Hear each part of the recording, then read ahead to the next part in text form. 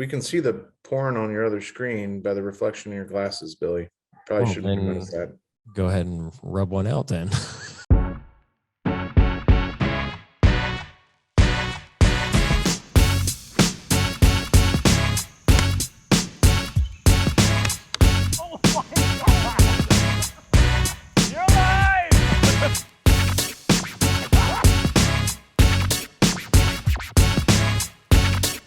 Welcome to another exciting episode of Gripping Golf Podcast. I'm your host, Billy Daniels. What a Sunday round at the Masters it has been into the year of 2022. And before we get into the recap with all of us, Pete, Dave, and John on this right now, let's do a quick mention of our sponsors, which we've got Sycamore Ridge Golf Club out there in Spring Hill, Kansas, which is a short drive from where we are right now, or where I am at least. And then Senior View for their lead and applicant management systems. And then Nelson Hill with their fine, high quality leather products and goods. And then we also have the Boomerang putting device or training aid. And then we also have Well Putt. So if you are looking for putting mats, training devices, leather goods, or just if you're in the senior living industry and you need something from Senior View, go ahead and check out the links in the descriptions of the podcast episode or the YouTube video, because who doesn't want to watch us? We're glorious and beautiful.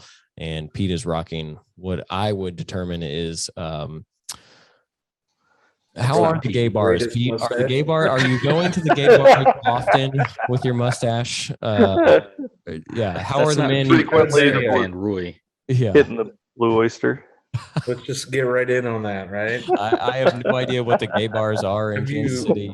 Did you work on that all weekend? What? Me coming up with that? Just that joke? No, honestly, it just came to me as I looked at my screen and saw your beautiful face, as always. Just great to see you, Pete. How is everybody? John Johnson, how are you doing? I'm doing pretty darn good. Glad to be back. It's been a while. It has been a while. And then the Dave Miller. How is Dave? How is he doing today? I'm doing fantastic. I'm glad Eric Van Rooy could make the podcast with us. That today. is Absolutely very true. Pete draws his inspiration from there. So bouncing to Peter the Hog Hansen, how are you doing? I'm doing great. Yeah, you look fantastic. And we finally got good weather. It's been beautiful all weekend. Did you guys play yesterday? Who played yesterday? I think just Dave. Just Dave. Yep. Mr. Swag. Yep. Mr. Swag. Yeah. All right. Well, big congratulations to Scotty Scheffler for his big win today at the Masters 2022 at Augusta National Golf Club. You know, I feel like it's kind of one of those things that we should just get right into it very, very quickly. Is we should have seen this coming, right? He's the world number one. Isn't Cameron Smith number two? The 1 and 2. Well, he's 6. 6 going into the week. I mean, they're close to the top here. So did we expect anything different with Scotty Scheffler being super, super hot? He's won 4 of the last 6 starts that he's had. It's doing okay. He's doing okay. Yeah, it's a pretty crazy number. Staggering number of his wins. And here's another fun fact about this is so this was his 3rd Masters appearance. Did anybody hear these stats? This is crazy, by the way. This is his third Masters appearance. Tiger's first win at the Masters was his 3rd appearance at the Masters. It was also his 4th win on the PGA Tour. Tiger's. This is also Scotty Scheffler's 4th win on the PGA Tour. Huh. The parallels are uncanny. So got another Tiger on our hands that they were talking about, especially today, I heard it mentioned several times on the broadcast, was when he played junior golf in the Dallas area where he grew up. I mean, he won something like 90 of the 167 events that he entered as a junior. Yeah. And he went to the same high school as Matt Stafford and Clayton Kershaw. Yeah. Thank you very much. Thank you for bringing that fun fact in there, Dave. Yeah. Yeah. I mean, they only mentioned it a few times. Yeah. Several thousand times. But yeah, you know, I think I've got some questions listed here, so I'm going to go through these. But I think, of course, you know, besides Scotty winning, I think the hottest topic that we all want to probably talk about is Tiger's coming back, or did come back. But I think let's get to that later in the episode. So I want to dive a little deeper into this. So if you guys watched all 4 rounds, right? Yeah. Okay. So Most of after it. looking at all 4 rounds, what are some significant standout to you that happened at this 2022 Masters? And John, I'll go to you first, or we can go to somebody else. What are some big things that happened? The weather was big. Yeah. Like the weather, it played a pretty big impact. I mean, it kept the scores low. Mm-hmm. Today was beautiful, so people went pretty deep. But I do like a tournament where there's only a few people under par. So yeah, that was that way. Did you anticipate that? So looking at the forecast, say Thursday, did you look at that and go, "Ooh, this is gonna be an interesting tournament"? Or Cold and windy that's tough golf, especially when you're on the back nine at Augusta. Was Friday the worst day, or was Saturday the worst day? Saturday was the worst day. Okay, moving day was just real bad. Yeah, it was howling. So what That was kind of jumped out at me? Yeah. What about I guess 11. Number That 11? changes to 11. Okay. Made that hole. I mean, it was already a tough hole to begin with, right? What was it, 520 into the wind most days? Yeah, but even then, like, I mean, how many people hit that green today on a nice? Well, there was 10 birdies for the entire tournament on that hole. Mm-hmm. Yeah, That's amazing. But this was also the only Masters since 1965 that has had 0 eagles on 15. No that's kidding. good. But that was lengthened too. Yeah, a little bit. At about 20 yards. 15 was? I know Yeah. 13 15. was. Yeah, 13 was, but I don't think 15 was changed. Now that I thought they lengthened 15. They may have. don't know. Yeah. What exactly were the changes to 11? Does anybody know? So they moved the tee back 15 yards. Yep. And they moved the tee box further left, and they took out some trees on the right. Okay. So what they did is they left made like the drive 3 easier. trees, right? They left like 3. Yeah, they left 3. Trees. Okay, yeah. So they made the drive easier, but they made the second shot almost impossible Yeah. with the water on the left. Because the other thing they did is they changed the slope on the green to the right. So if you missed to the right, it was much more severe to try to get back on the green. And then, like John said, with the wind howling the way it was, you know, most of these guys had 212 yards into this green, again, with water on the left and no bailout on the right. And it just, I think maybe they might have overdone it just a little bit. Yeah. Yeah. I mean, I found it weird that I think we can say this is probably about any course, but when you're having par 4s that are longer than par 5s, that's a little interesting. Yeah. Nonetheless. Yeah. But I mean, it's downhill, but still. Yeah. Yeah, but Yeah. Friday it played dead into the wind? Yeah. So Friday and Saturday. Friday there was a lot of 230s, 235s into that green, which is just that's ridiculous. Well, I think you saw it was either Friday or Saturday. I do not remember, but I think you saw Colin Morikawa fist pump a bogey where he's like, yes, I escaped from this. Now I don't remember what he did off the tee or anything, but that's middle of the fairway, and he put his second shot in the water. Yes. And then he flubbed his chip. And then there you go. Yep. Yeah. Like, look at Cam Smith, right? Cam, hell of a par save on 10, right? Today. You're talking about today? Today. Yeah. But then he gets to 11, and it's huge that he birdies 11. Mm-hmm. I mean, it's basically an eagle when you're looking against the field. And what the that was the moment where I sat there and went like, okay, all right, he's going to make a run for it right now. Yeah. And then he sharded himself. And then 10 minutes later, he decided to.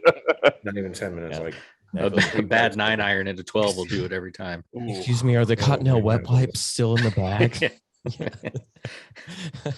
That was hard to watch. It was pretty painful. Yeah.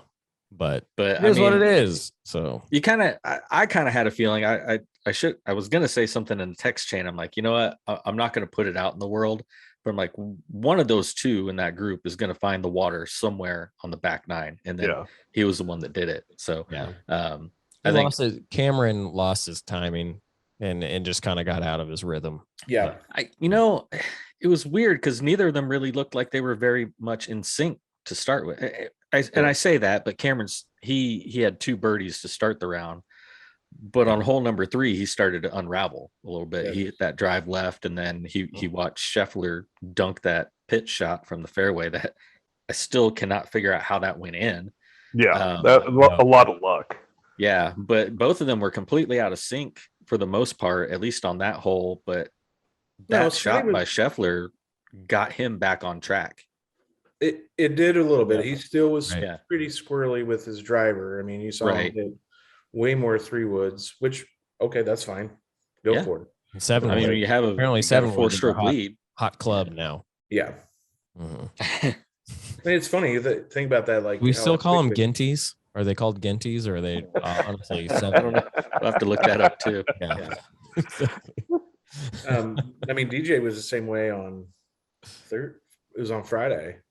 He was battling that driver. Like, he hit some things left of left, and then it was right of right, and I think he hit 3-wood the rest of the way in. I mean, if we're talking about if it was a good Masters or a bad Masters, where are you guys at with that? I'm just curious. Oh, it's a great Masters. Okay. Yeah. I really enjoyed it. I would have liked to seen it a little bit closer. Like, if you're going in the back 9 4 up, I mean, you saw Rory shoot a 64 today and make up a ton of ground, but like, you're pretty clear of the field. Like, you have got to, I mean, dare I say, Jordan Spieth it. Yeah. Yeah.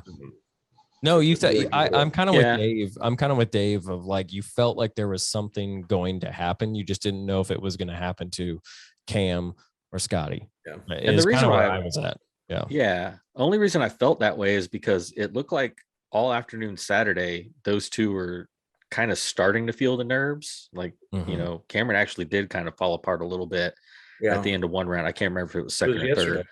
Yeah. But Scotty hit a couple of squirrely shots coming down the stretch, and you could tell he was starting to probably maybe think ahead a little bit and started getting a little bit nervous. And then a 4-stroke lead going into the back 9 at the Masters is not a big lead. It could have it could have very easily evaporated, just like Cam lost 4 shots in the course of a handful of holes. So it would have been cooler, I think, a more exciting Masters if more people had runs like Rory to get them closer into that range. But I wouldn't say it was a bad Masters at all. Yeah. I mean, I think Scheffler's just on top of his game right now. He's in control. Yeah. He's stepping up. He's confident. I think I can't remember the exact interview, but it was talking about how he's just confident in his shots right now. He gets up, trusts it, and swings it. And I mean, it's dangerous when you're like that, because you just feel the tempo, the timing. You're going to hit great shots, and I think we saw him exploit that big time in terms of creating a commanding lead, not a commanding lead, but a bigger lead going into the weekend, that when someone like Rory shoots 64 today, it doesn't bring him back into the leaderboard that much. I mean, Rory still finished second at 7 under, 2 clear. Yeah. I was going to say, Scotty looked so solid with his putter up until 18 today. Yeah, that was. But he did not let nerves get to him on the putting greens until 18 today. Until 18, and then that was really kind of to 4-putt 18 and still win by 3 is pretty interesting. Yeah, he was leaning on his insurance policy. He was leaning on that. He was leaning on that bumper. I wonder how many people lost money in Vegas because of that. I mean, seriously, they're sitting there going, "No!" I didn't even think about that. Yeah, exactly. That's a bet that you wouldn't do. Like, I'm going to take the parlay. Scotty going to win by 5. He's going to 4-putt the 18th, and he's going to clip a tree on the 18th drive too. We'll take that. Oh, gosh. Yeah. How about this? Here's another fun fact about Scotty Scheffler, though, which I think is really cool. He joins a very short list of world number ones who have won the Masters when they are a number 1. So There's Ian Woosnam, No, as Ian Woosnam was the last one. No, the last one was it was Ian Woosnam, Fred Couples, Tiger Woods did it twice, and then Dustin Johnson was the last one in 2020. The stat I heard was the week he made number 1, and then to win. Oh, okay. So that takes it a step further. Okay. So the week that he got his number 1 ranking and then won. That's it. Wow. That's shorter even list there down to just him and Ian Woosnam. That's amazing. We actually saw Ian Woosnam in 2019.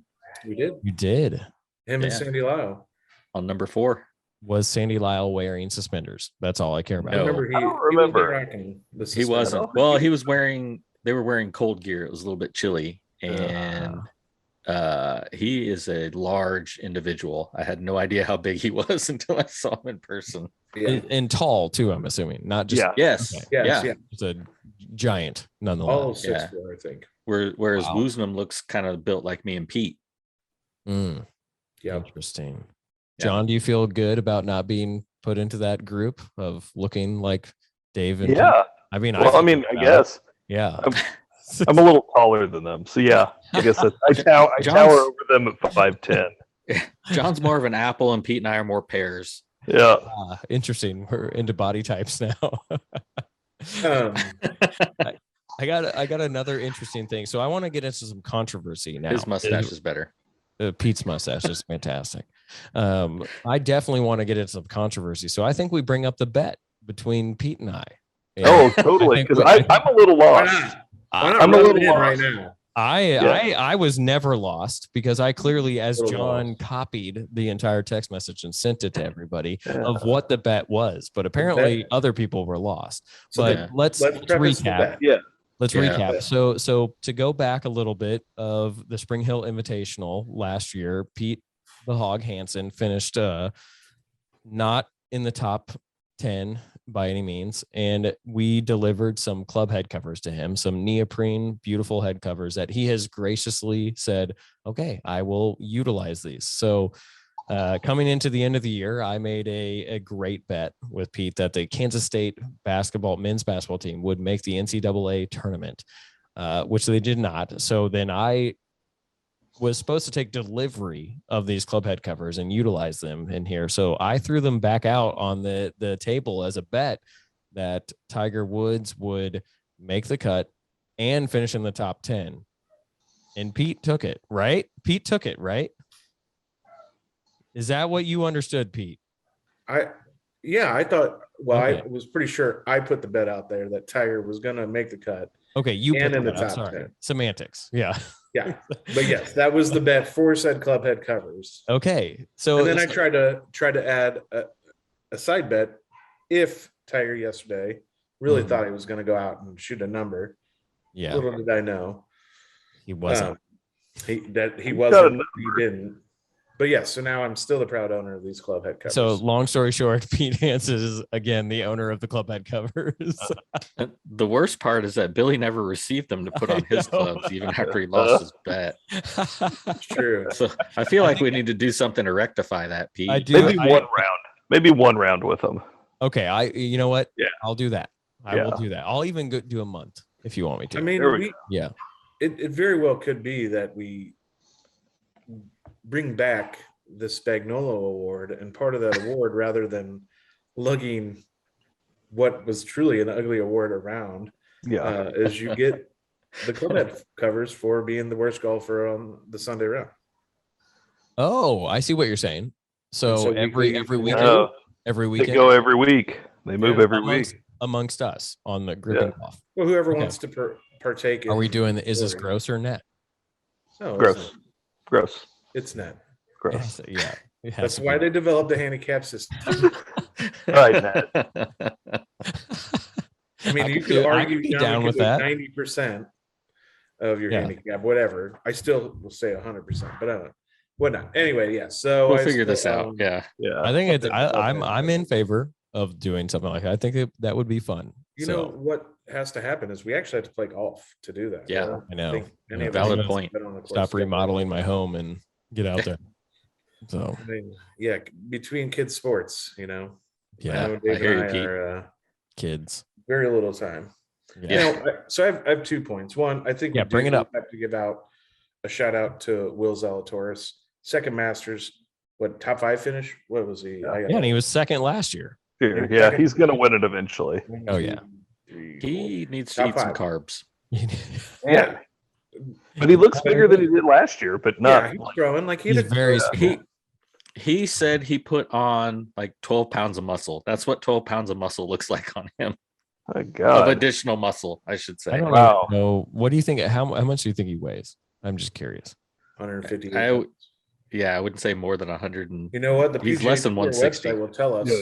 yeah, Yeah, I'm looking at it right now. I'll get He that. weighs 165 pounds. He's 6'2", That's what's So doing it. literally, I'm just going to throw this out there. I weigh 165 pounds and I'm 6'1". So you have seen. You wear both it better, Valtones. Billy. You Huh? wear it better. Well, thank you, Pete. Yeah. Yeah. I mean, Are you going to start wearing yoga pants like he does out on the golf course? No. Well, if Pete and Dave are pears and I'm an apple, you're celery. That's what you are. That's rough. I can take that. I'm good. All with right. So, So who's the peanut butter jar? it. Yeah. I have no idea. We have to figure that one out. Yeah. Henry Higgs, probably. Here he is. Oh my god. But yeah, like he definitely was impressive, even though you've been there twice. Like that's just really not heard of. So I think that deserves a shout out. I mean, I think Rory McIlroy's and Colin Morikawa's Sunday 18 rounds are incredible. I mean, I think what Rory's the lowest first 64 on a Sunday. Did I hear that right? His was the eighth. Eighth. Okay. Yeah. I thought it was like, but it was also his best round ever on a Sunday. Yeah. Yeah, He avoided the cabins like I told him to. And he left shots out there. Like that was Did. the thing. Yeah. Like that easily could have been a 62. Yeah. I mean, when Dave texts that Rory is not going to birdie 18 and because he's in the fairway bunker, then he goes to the green side bunker. Oh my gosh. And then he holds out. I was like, That was unreal. That was Colin does it right after him. yeah. Was it a little weird that was it Bert Lundquist? Vern, sorry. 16. Vern Lundquist. Yeah, was when he was saying he was shaking, he was still shaking from it. Was that awkward to anybody else? Vern's an awkward dude. Yeah, I thought it was a little weird. Like when they went to Cameron Smith and Scotty Scheffler on, I think they were on 13 at the time. And you're like, oh, well, Jim, we'll get back to that. I'll just tell you right now, I'm still shaking from it. It's amazing. I was like, that Burner was that Nick. Maybe it was Nick. I think Nick. it was Nick. Okay. Yeah. Okay. Nick and Okay. because Nick and Jim are sitting up on the 18th tower. Okay, then it was Nick. Watching it. Yeah, it was Nick then, because I just it felt like it was really cool, but at the same time, I mean. Yeah, I don't know if it was that crazy. I mean, maybe. I mean, like I said, he needed to birdie that hole to have a chance. Yeah. Well, I did think at that moment, though. I was like, "Oh wow, what if this is how Rory gets his green jacket?" Yeah. Like he backs into it. Yes, Essentially, win's a win. I mean, I don't know if that's backing into it. Like he didn't play his best on Thursday. Shot like a 73. Yeah. I think I heard he shot the only bogeyless round of golf the entire Masters for every player. No kidding. I mean, that wouldn't surprise me. Wow. I think that's what I heard today. Scored a par was like 125 over. Yeah. Today was like it 23. wild. Do you think anybody in the weekend group at Sycamore? Do you think we ever have a bogeyless round? I've never had a bogey. No. I mean, so are you considering anything over par a bogey like others? Yeah, that's a fair question. A really fair question, but I think it shows this kind of golfers we are. I'm trying to think that. I mean, I've had a bogey-free 9, but not 18. Yeah. No. I don't know if I've ever had one. That's interesting. I know I haven't ever. I would like to. I kind of feel like tracking it. So somebody asked on Twitter, Graham McDowell this morning, that if you allowed a 7 handicap to put a ball 50 yards away from every hole at Augusta National, 50 yards, and that's your tee ball, would you be able to break par? No. Oh man, including par 5s, including par 5s. Then yes, I definitely think. I think I would end up shooting around even.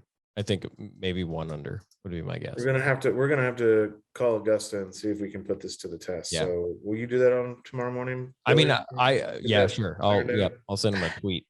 I think a that 7 the controversy. handicap? Yeah, that was the question. A 7 handicap? A 7 handicap. Oh, okay, yeah. sorry. There's no way. Yeah.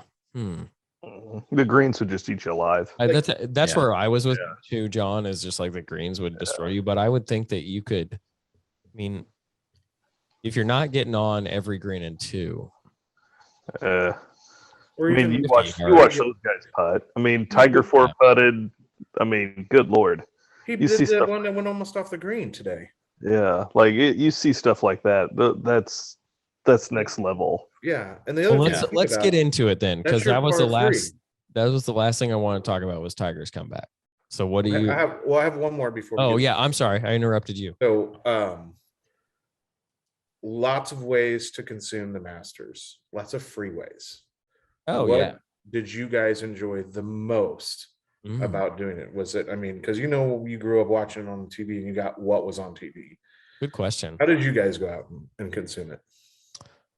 Okay, I'll go first. I used the Masters app on my Apple TV and I did the multicast and I just left that up. And as the different cameras or views came up, it would just change to the different. I'd have a quad view, 4 different screens up there.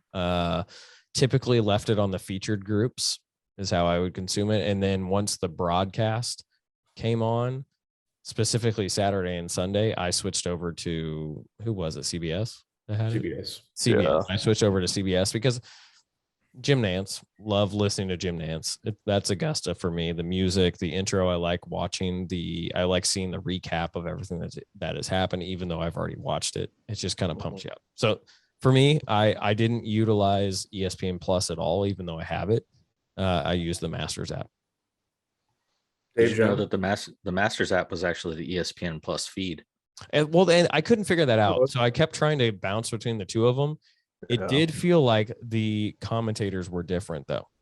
I think they were. They were using, I think, the ESPN cameras, but yeah. So ESPN personalities were commentating. I think on the Masters app, and I don't know this for sure. I think the Masters app, it was the Golf Channel people. And then on ESPN, and then on ESPN Plus, I think it was ESPN people. Yeah. ESPN Plus had Colt Knost and Scott Shane Bacon. That was also on the Masters app then. Yeah. Shane Bacon. Yeah. But that's how I did it. So I don't know how everyone else did it. What'd you do, Dave? I did ESPN Plus. Mm-hmm. John? Same here. Yeah, and I usually watch Amen Corner. I just let it stream on Amen Corner.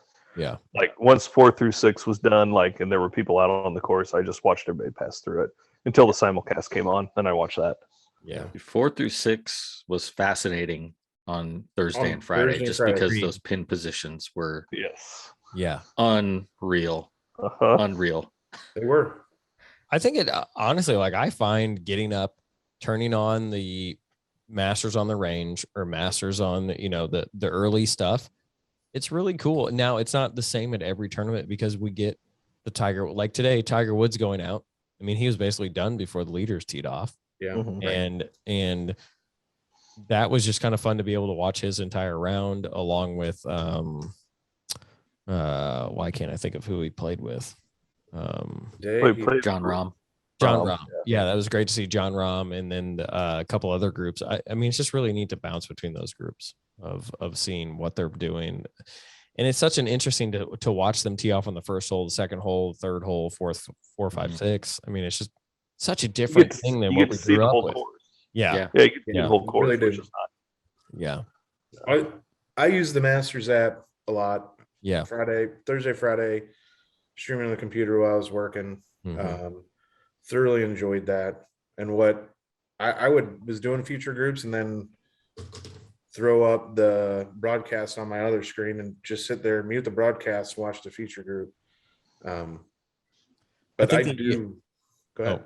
No, I was going to say, I was going to interject for, I think ESPN Plus having the additional feeds is game changer for all of the majors going forward because that coverage wasn't there before.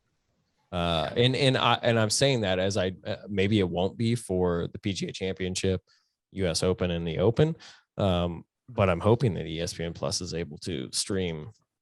I think, I mean, I think they've committed to golf pretty big in doing that. So I think because I've always, I don't know about what you guys think, but for me, I love the Masters is my favorite major, but the Open is like my favorite one to consume because you can get up at like 6 o'clock in Yeah. the morning. It's and on turn- whole day. Watch golf. Yes. Yeah. Yes. Uh-huh. You're like, oh, this is so great. Yeah. Uh-huh. I drink my coffee. It's 12 hours of golf somehow. Uh-huh. Yeah, it's fantastic. And like, I feel like Fox tried to do that with the US Open. What was it, like 4 or 5 years ago? And it just they just failed they missed miserably. hard on Yeah, that. they tried to foxify it a little bit too much, I think. Too much. Yeah. Good for them though, trying to go into a new. I think the area. ideas were great. The Yeah. execution just not that great. I don't think Joe Buck was the ideal person. I think Azinger was great, but I think Faxton wasn't Faxton on there.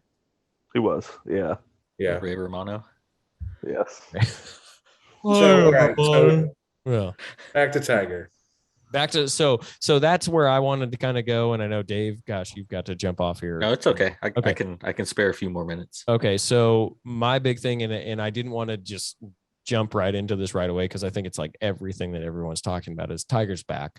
What did you all think about him being back? What was your feelings about it? Everything, just, and whoever wants to go first, I don't care. Well, I watched his feature group basically Thursday and Friday. That's what I watched. A lot because of Tiger and a lot because of Pete's bet. I was from the outside looking in, I was very engaged in how that was going to go. So the best really made best, for interesting TV Thursday, Friday. it did. Yeah, It and the did. best text message that was sent was Dave sending, things just got interesting when Pete threw that out there. I loved it. I loved it. I was 100% confident he'd make the cut. Less than confident that he'd do the top 10. So when he went out Tuesday and he was one under, I was like, oh, it's game on. Let's go. Yeah. I was with Pete chance. on this. I was like, Pete, I know he's going to make the cut. I was not confident he was going to make the top 10 at all. I didn't think that there was, I wanted it. I'm going to say the golfer in me, the passionate, but this bet, I was like, I hope he wins. Like, honestly, because I mean, I would love that story. I mean, we'd be talking about it till we're dead. Yeah, for sure. Well, I thought even though he didn't win, he won. You know, he came back with a robot leg. You could tell he was not functioning fully properly. But the swing looked great. Yeah. And, you know, the putter was rolling for the most part, other than his 4-putt. But for his first tournament back after almost losing his leg completely and having nuts and bolts and, you know, basically being a Terminator now from the hip down on his right leg. Yeah.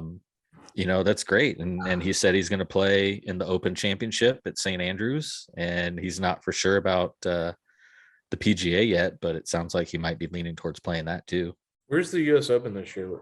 PGA's at Southern Hills in Tulsa. I don't know where the US Open is. The Open Championship is at St. Andrews, so that's the Country Club, Massachusetts. Massachusetts. That's a hard word to say.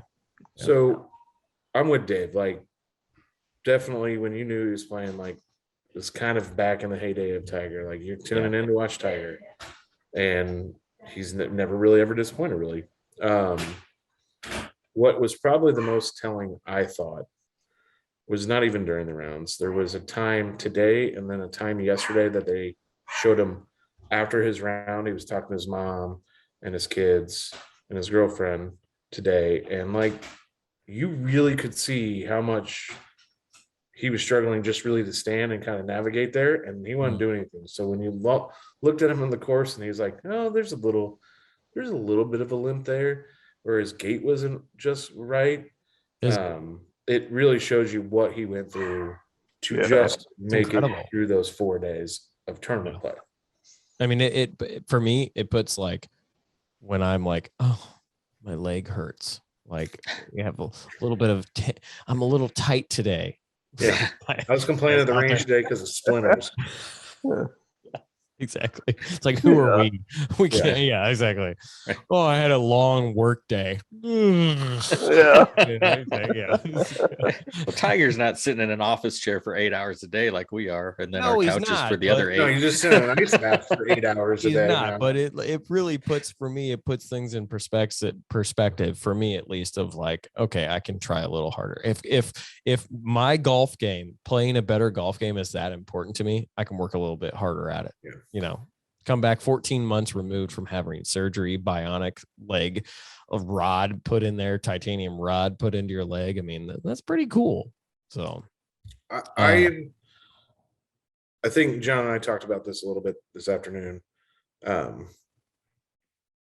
would love to see Tiger play forever, but I think realistically we're probably pretty close to the end of his professional career. Like if he wins another tournament, it will be nothing short of miraculous. Yeah. and that's just for what question. he has to go to get in a tournament ready and then Yeah. to compete for those days.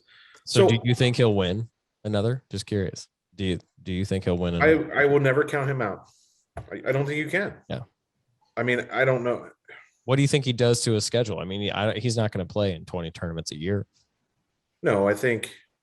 So he's just going to play in the majors?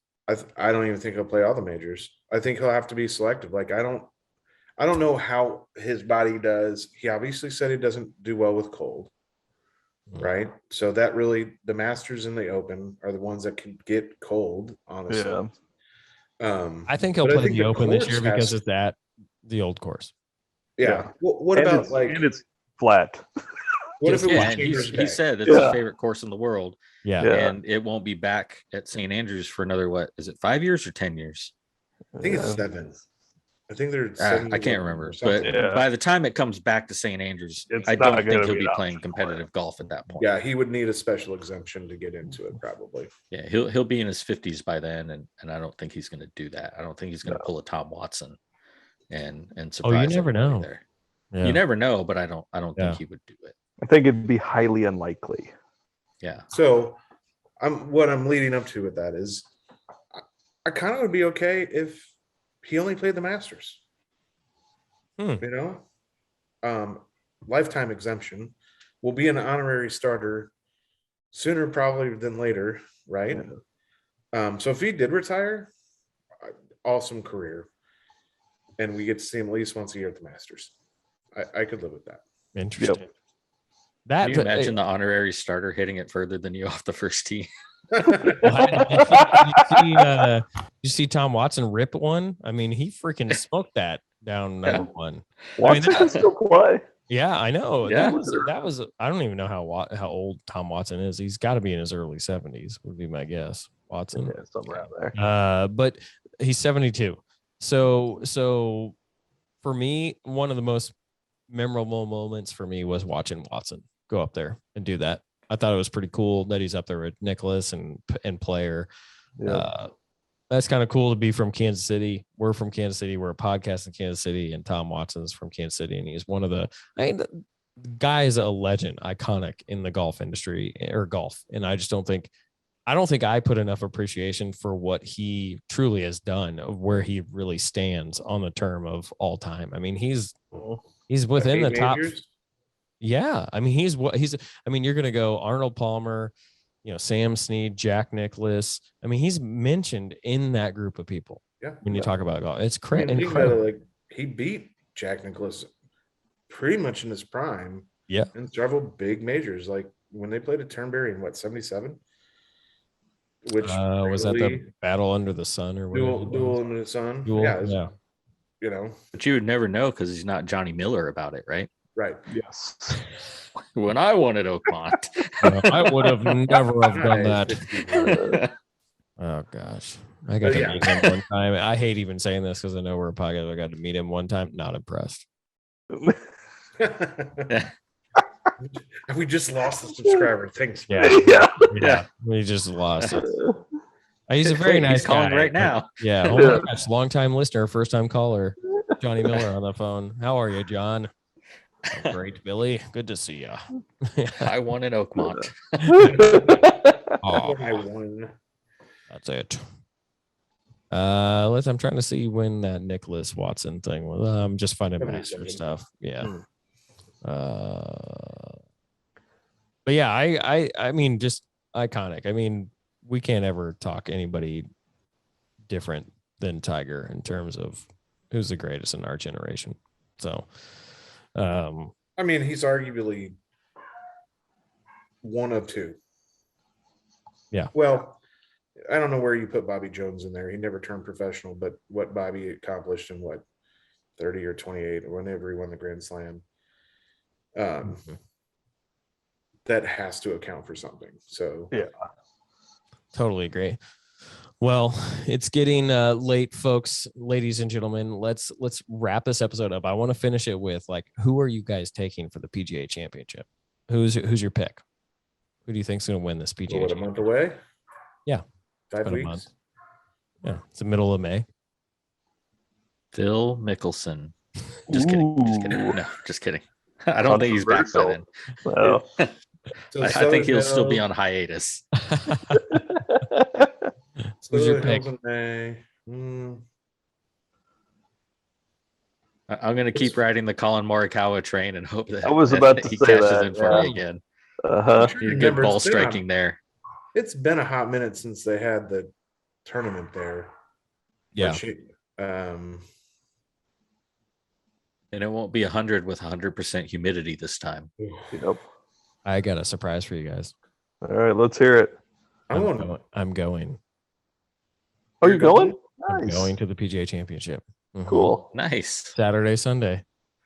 Awesome. Nice. Yeah. That'll be fun. Yeah. Super duper. We had some people, my father-in-law, which he's listener, supporter, loves us. Thinks Pete loves you. I mean, who doesn't love me? Yeah. But He's a lovable guy. some friends of his can't go, and so we're taking their tickets. So Sweet. buying them. But yeah. Just scream gripping golf after every drive. Yeah. Absolutely. Yeah. Mashed potatoes, gripping golf. That'll be. Have you been to a PGA Tour event? No, I've never been to it. The only thing I've been to is Kansas City is a Midwest Classic or the Cadillac thing. I mean, that's a PGA sanctioned event, but it's not a PGA Tour event. Yeah, those guys are. Yeah, it's a different game. The short game stuff was always fascinating. Around the greens, you just how did you do that? Wow. Yeah. Yeah. All right. So who's your pick, Pete? I don't think you said. Oh, I mean, it's really hard to not ride the two hot hands of Smith or Scheffler, but I really feel like Justin Thomas is due for another one. He's never a bad pick. And he's just never blown up and shoots a 75 or 80 on one of those first days. Now I say that and he probably will shoot an 80 on Thursday and withdraw with a wrist injury. But I think that's probably one person I'm going to go with. And actually in my golf league, I took him for the Masters as well. Because I think he's just playing well. All right. That's good. Good. I'm going to go with it's going to be Rory or it's going to be Colin Morikawa. And then my dark horse. Well, I'm just saying whatever I want to say. And then my dark horse is going to be Daniel Berger. Yeah, Berger's solid. I think he'll come out of not necessarily nowhere, but he'll come in there. So, John, I interrupted you. I'm sorry. No, I said, Berger's a solid pick. You can't go wrong there. No. He sneaks up at these. He and I play the same irons, and so I just feel like you're practically the same golfer. Same person. You'll probably be asked to play a practice one with him. I'm surprised he hasn't called. Yeah, it's interesting. Surprised he hasn't called you to buy your irons as a backup. He purchased backup irons on the internet. I'm always bidding against him on eBay. So, who's your pick, John? Then I gotta go. Yeah, it's got to be Colin. I'm with you on the Colin train. I think he's always a solid pick. Colin train it is for Dave and John, and then you guys want to put some club head covers on this or what? No, I'm good. Send a text. We'll figure out the club head covers in a different area. We're gonna have to notarize these bets going forward so that we don't have to think about them. Put them on Bovada. Exactly. All right, everybody. Thank you for listening to another amazing episode of Gripping Golf Podcast. As always, be sure to like and subscribe to this. I was going to say video, but it's this channel. But like the video, subscribe to the channel, and then find us on any sort of major podcasting platform, plus on social media like Instagram and Facebook, or Meta, whatever that is. But yeah, thanks everybody.